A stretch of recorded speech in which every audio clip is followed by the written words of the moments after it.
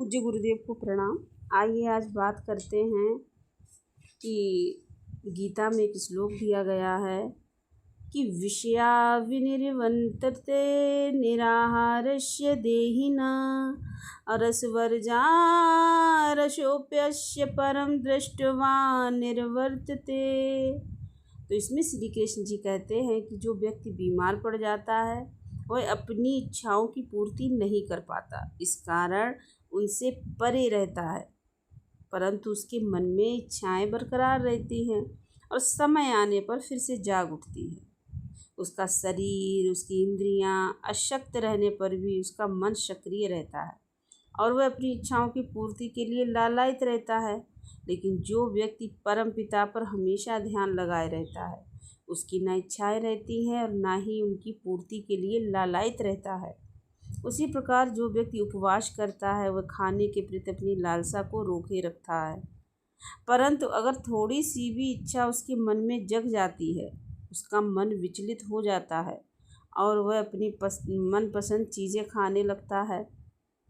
जब मन अपने नियंत्रण में नहीं है तब शरीर भी अपने नियंत्रण से बाहर हो जाता है। इसीलिए कहा जाता है कि शारीरिक नियंत्रण और मानसिक नियंत्रण का तालमेल आवश्यक है। ये तभी संभव है जब अपने शरीर और मन के बीच में हम कोई ऐसा समझौता नहीं करते कि ठीक है आज मिठाई खा लेते हैं, कल देखा जाएगा। वह कल आता ही नहीं। परमहंस योगानंद जी कहते हैं कि जो स्वामी और साधु लोग बाहरी तौर से त्याग करते हैं वे उन योगियों की बराबरी नहीं कर सकते जिन्होंने वैज्ञानिक तरीके से ध्यान करके मन को अपने वश में करके हर प्रकार की काम वासना पर विजय पाई है। ये साधु लोग पहले दौर में शायद अपने मन पर विजय पा लेते हों, परंतु उनके